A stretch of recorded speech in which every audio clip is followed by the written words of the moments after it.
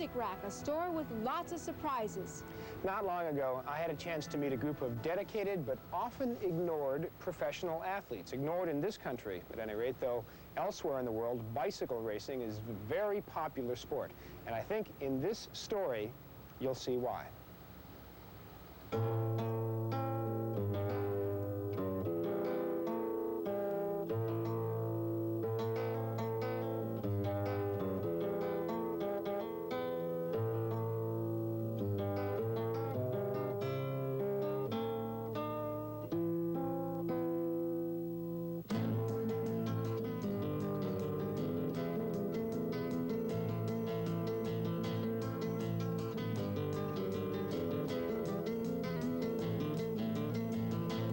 Members of the Peninsula Velo Racing Team, based in San Mateo, just south of San Francisco, riding bikes is a love, a job, a skill, and very time-consuming.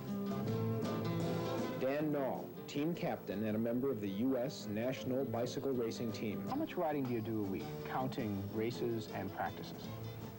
It varies. This time of the year about, well, counting the races, probably 400 miles a week. Honestly, 400 miles a week on a bicycle. That's right. That's an awful lot of mileage, Dan. Sometimes it seems like it, yeah. Do you get bored out there? Sometimes. What kind of speeds do the bikes attain? How fast do they go during a race? Going downhill, you can go as fast as 50 to 70 miles an hour. Steve Aldrich is the team's mechanic and manager. He knows as well as anyone the type of athlete it takes to be a competitive bike racer. I think you got to be a bit crazy to go down hills like at the speeds these guys go and train in all sorts of weathers and conditions. And I mean, you really go out there some days and really beat your brains out in rain and everything, you know. A touch of masochism to say. Yeah, for sure. Got that. Eric Allen is a nationally ranked racer with Peninsula Velo. It's a great feeling. I've heard it said that bike racers have to be kind of self-centered, very selfish people. Yeah? Yeah, it's, well, you have to train so much, and you're always thinking of yourself. You know, you have to train at least 4 hours a day to get in the miles and to work on your bike. And then, you know, you have to have the money to do this with, so you have to work. And you have to think of yourself, have the confidence to do anything you want to do. You know, I personally feel that if I want to do it, I'll do it.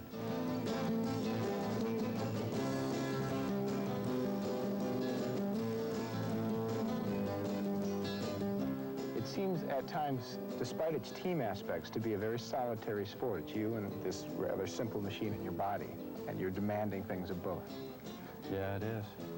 It's when you're alone on a mountain climb or when you're alone away from the group, you're the one who has to make it go faster. No one else can.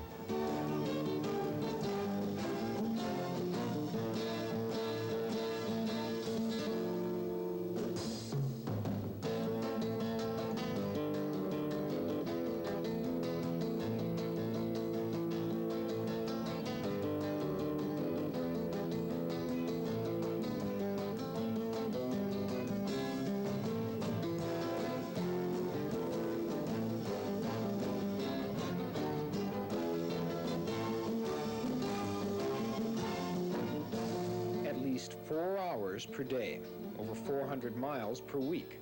Not an end in itself, but rather preparation for something even more grueling. The race. Okay, well, you guys basically know your skills, you know, like... Let's talk about race strategy. I've heard that any good team has a great amount of discipline, game plan. They have decided ahead of time who's going to do what. The idea of the racing is on the road is, you know, we have about 60 or 70 riders in a what they call a pack.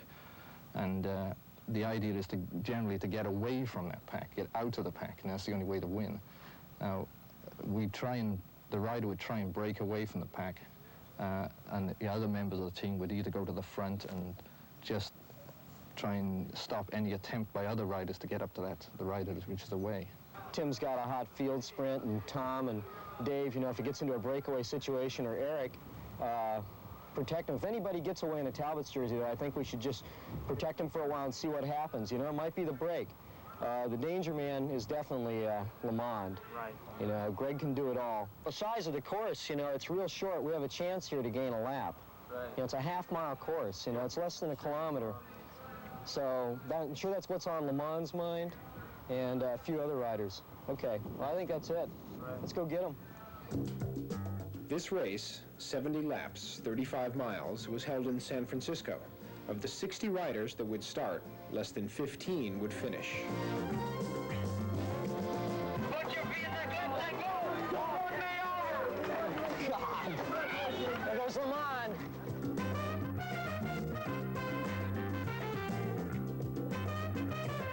Say, in a pack, I've heard it demands split-second timing to do things right in a pack. Oh, definitely. You can't think about anything. Everything has to be just intuition. It has to happen immediately. Can you tell me what you're thinking about in the middle of a race? Well, I try and think about what other people are doing, who my danger men are, who I have to watch, who might win the race instead of myself, what the road surface is like, how far it is to go, whether I've been eating enough. I try to concentrate on the race at all times. You're not aware of, say, your body screaming out to you saying, oh, enough, I'm tired. I try to block that out, you know. You have to. Or I do, or I would stop much sooner.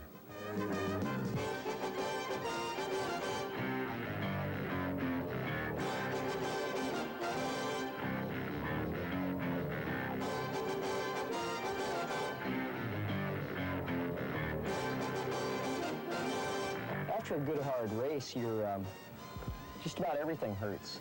Your back is sore from being bent over, your arms are sore because you've had to work like climbing the hills. You're just, generally, if you raced hard and you did well, you're usually pretty well shattered by the end. Everything hurts.